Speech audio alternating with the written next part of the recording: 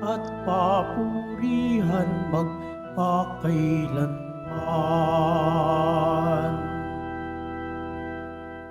Sa ngalan ng Ama at ng Anak at ng Espiritu Santo, Amen. ang pagpapala ng ating Panginoong Jesucristo, ang pag-ibig ng Diyos Ama, at ang pakikipagkaisa ng Espiritu Santo, naway sumainyong lahat. At sumairin. Mga kapatid, aminin natin ang ating mga kasalanan upang tayo maging marapat gumanap sa banal na pagdiriwang. Inaamin ko sa makapangyarihang Diyos at sa inyo, mga kapatid, na lubha akong nagkasala sa isip, sa salita, sa gawa, at sa aking pagkukulang. Kaya isinesamo ko sa mahal na Birheng Maria, sa lahat ng mga anghel at mga banal, at sa inyo, mga kapatid, na ako'y panalangin sa Panginoong ating Diyos. Kaawaan tayo ng makapangyarihang Diyos, patawarin tayo sa ating mga kasalanan, at patnubayan tayo sa buhay na walang hanggan. Amen. Panginoon, kaawaan mo kami. Panginoon, kaawaan mo kami. Kristo, kaawaan mo kami. Kristo, kaawaan mo kami. Panginoon, kaawaan mo kami. Panginoon, kaawaan mo kami. Manalangin tayo.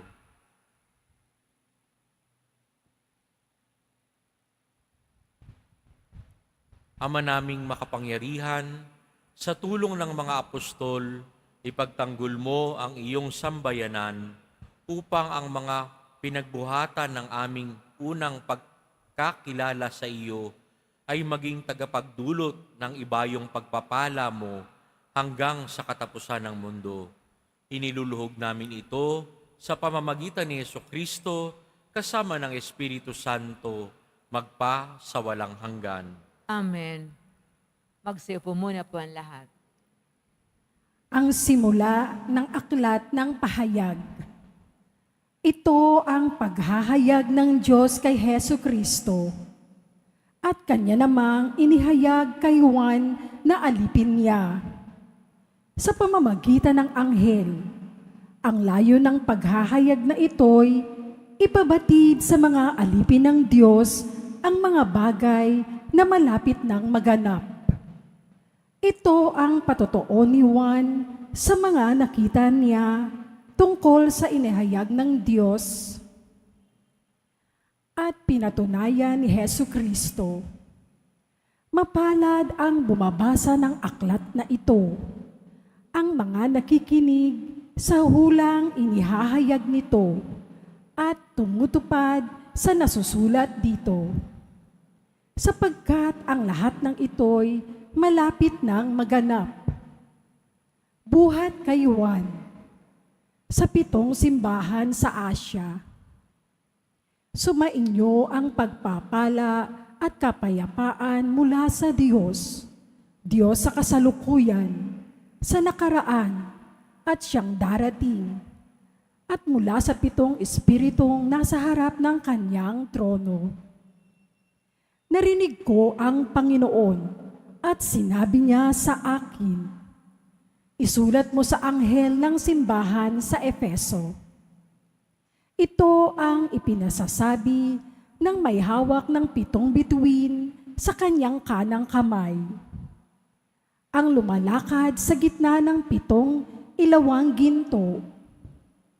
Nalalaman ko ang mga ginagawa mo, ang iyong mga pagpapagal at pagtatiyaga. Alam kong namumuhi ka sa masasama. Sinubok mo ang mga nagpanggap na apostol at napatunayan mong sila'y bulaan. Alam ko ring matiyaga ka. Nagtiis ng maraming hirap alang-alang sa akin at hindi nanlupaypay. Ngunit ito ang ipinagdaramdam ko sa iyo. Nanlalamig ka sa akin. Hindi mo na ako mahal tulad ng dati. Alalahanin mo ang dati mong kalagayan. Pagsisihan mo at talikdan ng iyong masasamang gawa. At gawin mong muli ang mga ginawa mo noong una.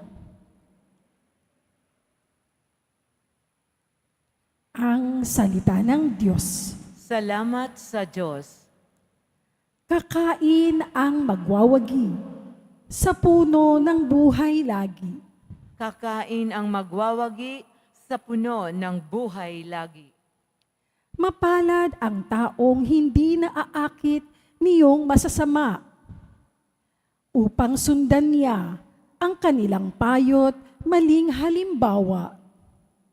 Hindi sumasama sa sinumang taong ang laging adhikay, pagtawanan lamang at hamak-hamakin ang Diyos na dakila.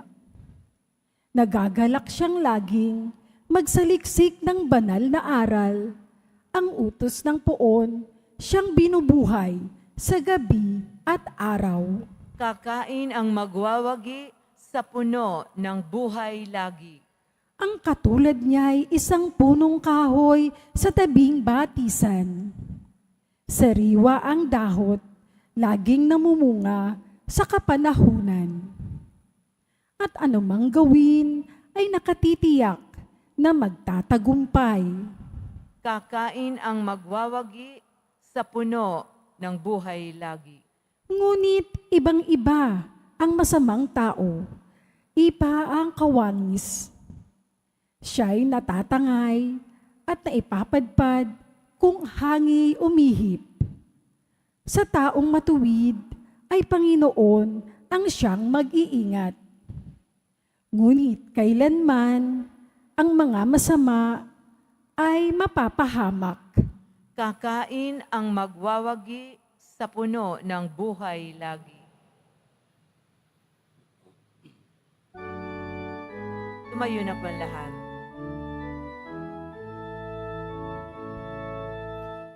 Hallelujah,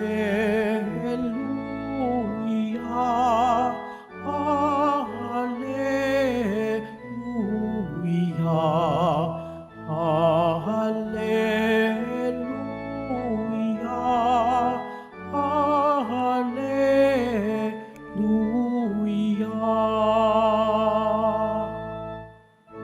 Sinabi ni Jesucristo,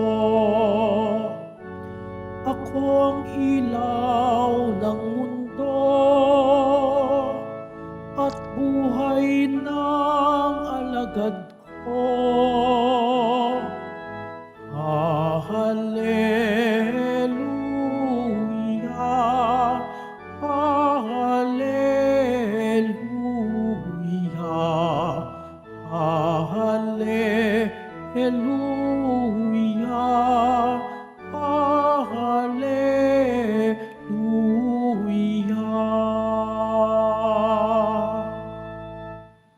Sumainyo ang Panginoon. At sumaiyo rin. Ang pagpapahayag ng mabuting balita ng Panginoon ayon kay San Lucas. Papuri sa iyo, Panginoon.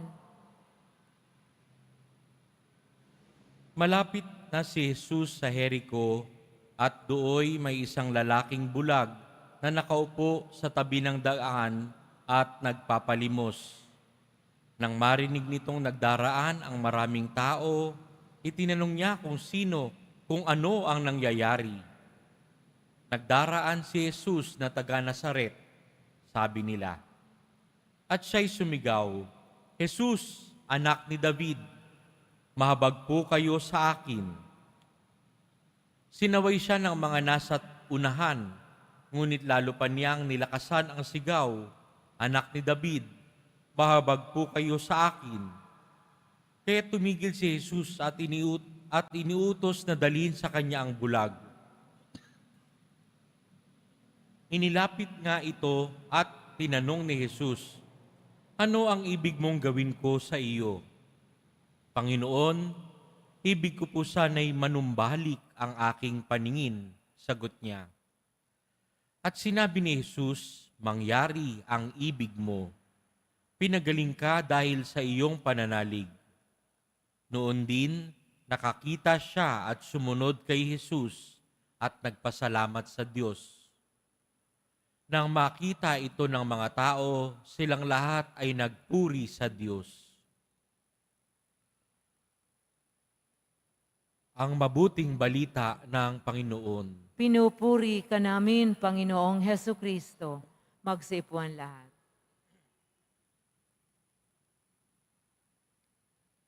Sa ating pong narinig na mabuting balita, sinasabi dito na ng bulag, no? Panginoon, ibig ko po sana'y manumbalik ang aking paningin. So, ibig sabihin po, sinasabi sa atin na meron siyang paningin dati, nabulag siya. Kaya gusto niyang manumbalik ang kanyang paningin. Yun ang kanyang hiling kay Jesus. Buti na lang ganun yung mungkahi niya nung tinanong, anong ibig mong gawin ko sa'yo? Kasi pwede niya ring sabihin kay Jesus, sino bang mas bulag sa atin? Nakita mo na nga na wala bulag ako. Tapos tatanungin mo pa kung ano yung gusto ko. Mahalaga na dapat sinasabi natin kung ano yung minumungkahi natin sa Diyos. No? Kahit alam na niya kung ano yung kailangan natin at kung ano yung hihingiin natin, kailangan pa rin nating sabihin, bigkasin kung ano yung gusto natin.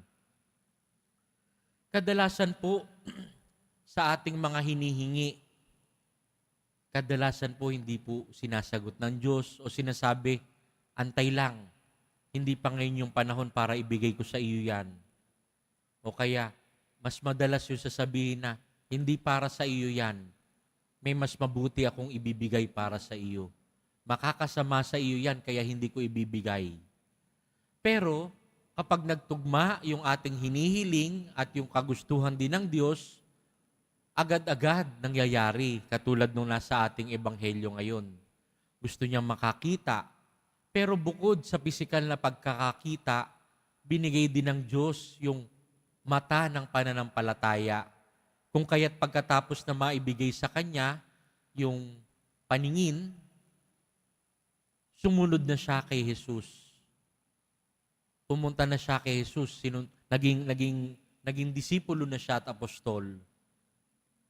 Ganon din po tayo, inaayayahan. Iayon natin yung kagustuhan ng Diyos. Yung kagustuhan natin, iayon natin sa kagustuhan ng Diyos para mabilis ibigay. Kapag hindi ibinigay, huwag po tayong magtatampo.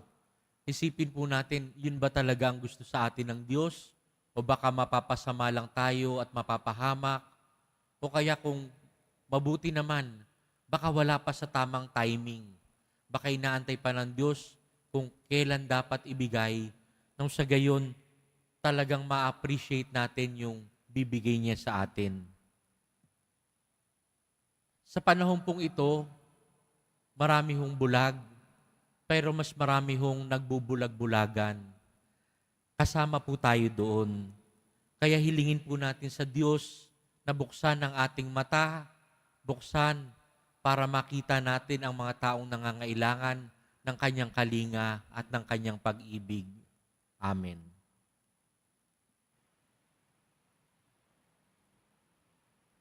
Tumayo na po ang lahat.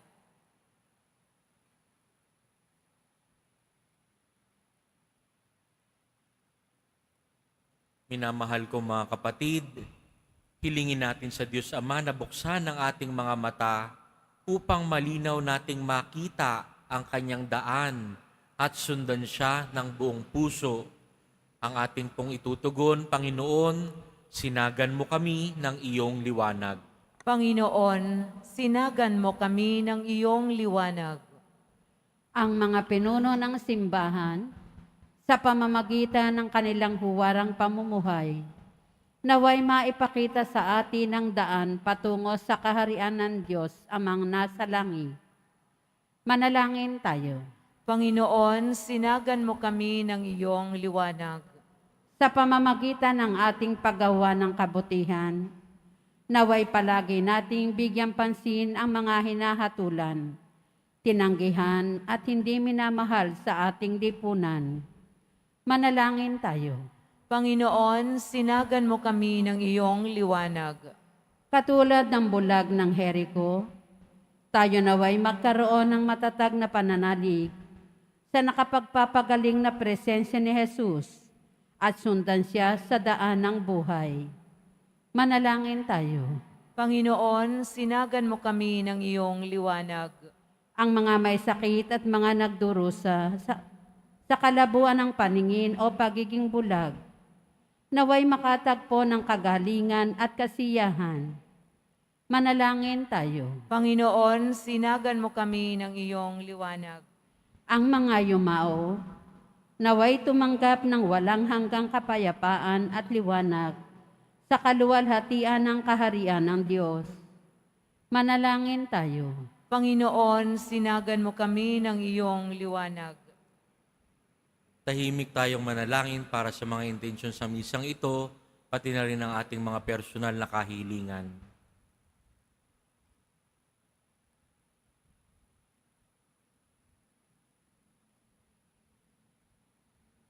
Ama naming nasa langit, punuin mo kami ng iyong pagmamahal at pawiin mo ang kadiliman sa aming buhay upang mabuhay kami sa liwanag ni Kristo, ang iyong anak, na nabubuhay at nagahari kasama mo ngayon at magpakailanman.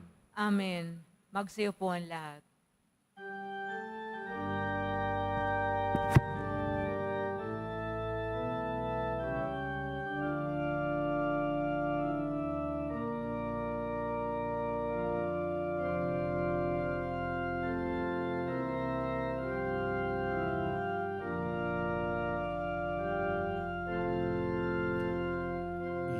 Itong tinapay at alak na mula sa'yo, muling ihahain sa kabutihan mo. Kunin at tanggapin alay sa'yo, pasasalamat ng puso.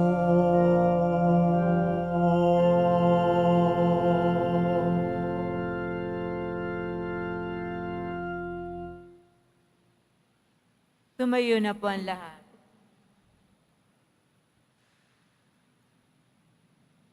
Manalangin kayo mga kapatid upang ang paghahain natin ay kalugdan ng Diyos Amang makapangyarihan. Tanggapin nawa ng Panginoon itong paghahain sa iyong mga kamay sa kapurihan niya at karangalan sa ating kapakinabangan at sa buong sambayanan niyang banal.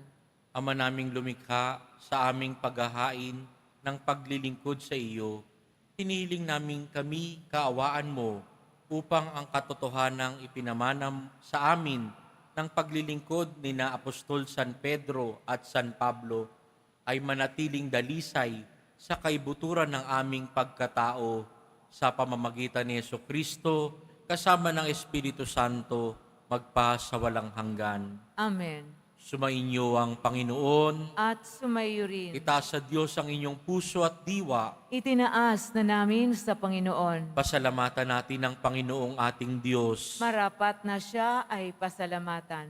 Ama naming makapangyarihan, tunay ngang marapat na ikaw ay aming pasalamatan. Ikaw ang pastol na laging pumapatnubay sa mga kabilang na nililingap mong kawan. Ito ang ginanap na pananagutan ng giliw mong anak at pastol ng tanan. Ang mga apostol ay kanyang mga katuwang sa pagiging pastol at patnubay ng sambayanan.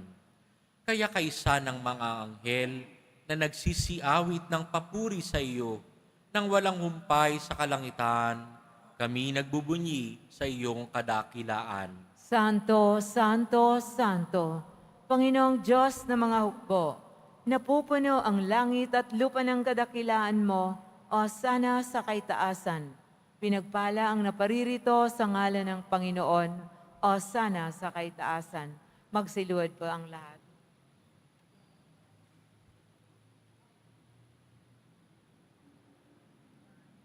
Ama naming banal, ikaw ang bukal ng tanang kabanalan, kaya't sa pamamagitan ng iyong Espiritu gawin mong banal ang kaloob na ito upang para sa aming maging katawan at dugo ng aming Panginoong Hesukristo. Bago niya pinagtiis ang kusang loob na maging handog, hinawakan niya ang tinapay, pinaghati-hati niya iyon.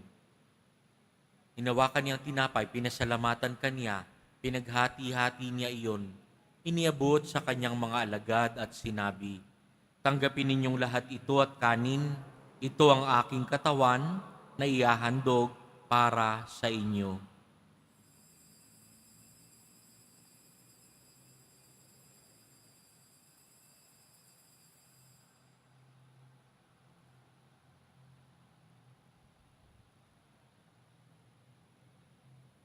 Gayon din naman, noong matapos ang hapunan, hinawakan niya ang kalis, muli kaniyang pinasalamatan.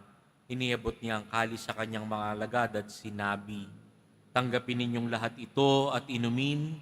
Ito ang kalis ng aking dugo, ng bago at walang hanggang tipan. Ang aking dugo na ibubuhos para sa inyo at para sa lahat sa ikapagpapatawad ng mga kasalanan. Gawin ninyo ito sa pag-alala sa akin."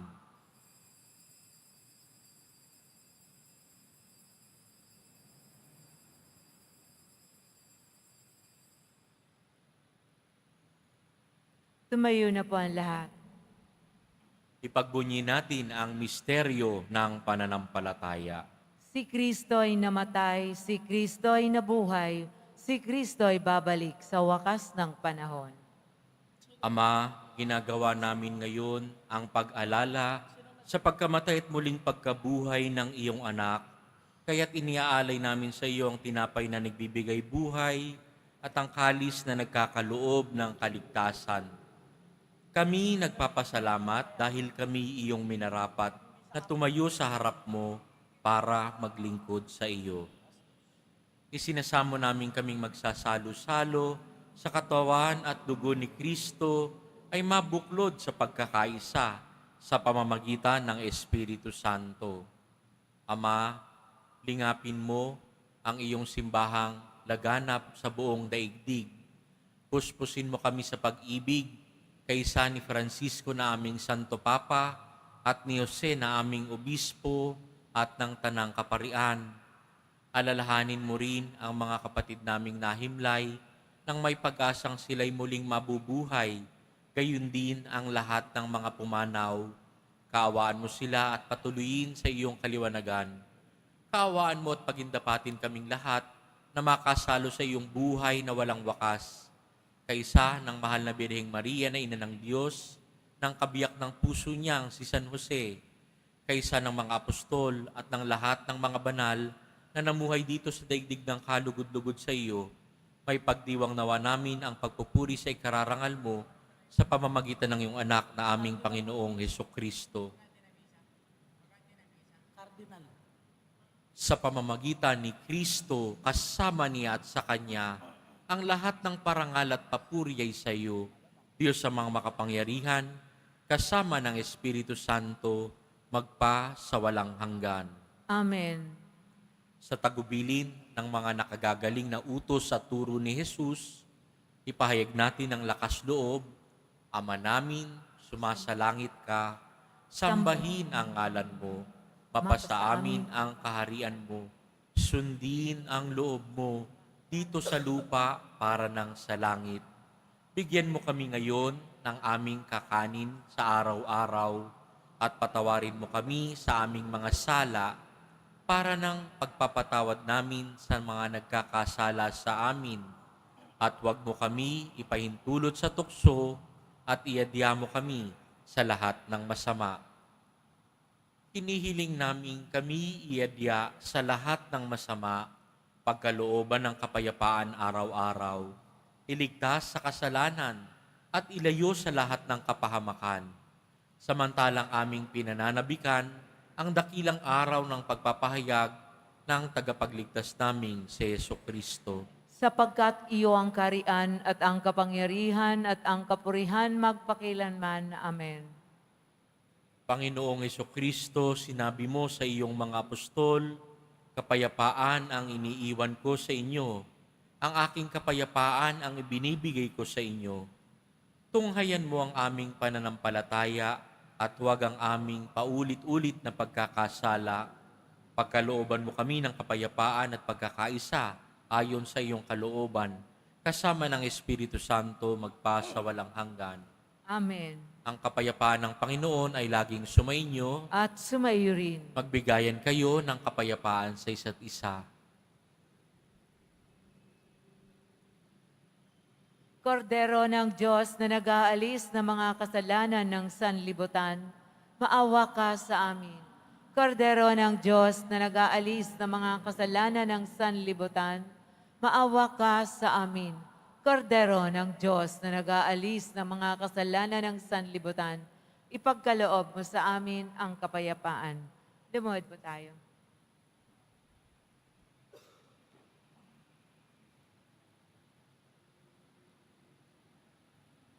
Ito si Jesus, ang kordero ng Diyos, na nag-aalis ng kasalanan ng sanlibutan. Mapapalad tayong inaanyayahan sa kanyang piging. Panginoon, hindi ako karapat-dapat na magpatuloy sa iyo, ngunit sa isang salita mo lamang ay gagaling na ako.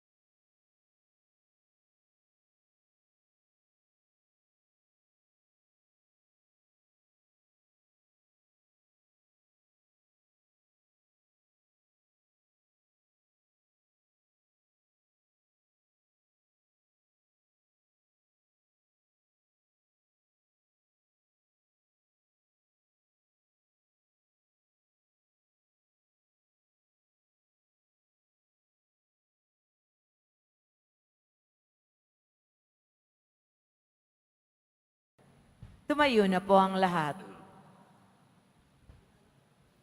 Manalangin tayo. Ama naming mapagmahal, pagkapakinabang sa pagkaing nagbibigay buhay, magalak nawa sa paggunita, kina Apostol San Pedro at San Pablo, ang sambayanan na iyong ipinagkatiwala sa kanilang pagtangkilik para mapamahalaan sa pamamagitan ni Hesukristo kasama ng Espiritu Santo magpa sa walang hanggan. Amen.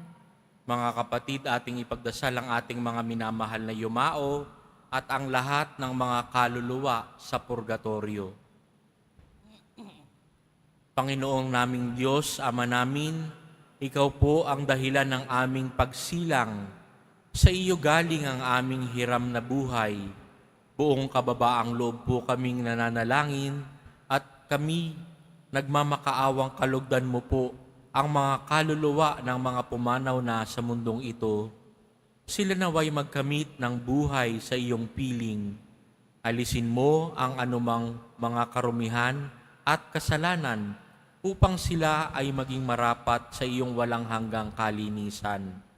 Iahon mo sila sa purgatorio at bigyan ng puwang sa iyong kaharian sa langit.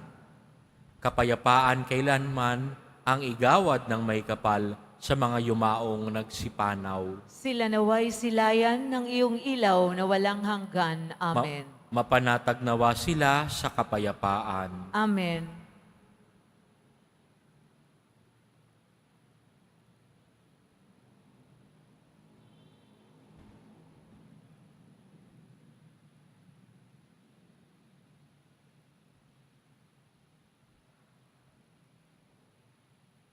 Sumainyo ang Panginoon. At sumayo rin. Yumuko sa pagbabasbas, mahal na poong Jesus Nazareno, inihayag mo sa pamamagitan ng krus ang walang maliw na pag-ibig ng Diyos sa sangkatauhan.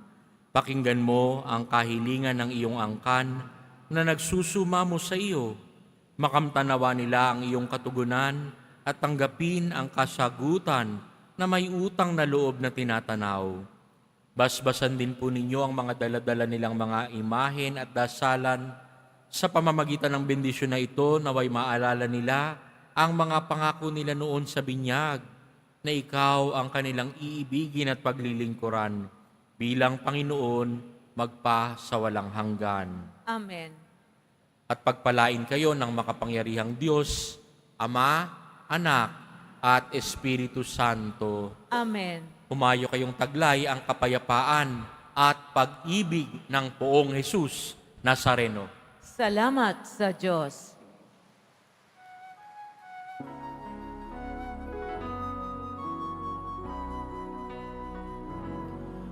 Nuestro Padre Jesus Nazareno, sinasamba ka namin, pinipintuho ka namin, aral mo ang aming buhay at kaligtasan. Nuestro Padre Jesus Nazareno, iligtas mo kami sa kasalanan.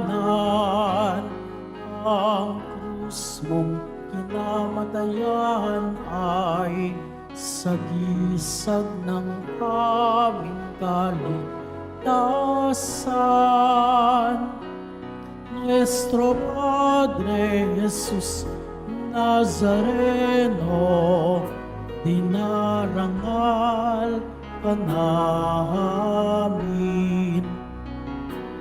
Nuestro Padre Jesus Nazareno, niluwalhati ka namin. Nuestro Padre Jesus Nazareno, dinarangal ka namin. Nuestro Padre Jesus Nazareno, niluluwalhati ka namin.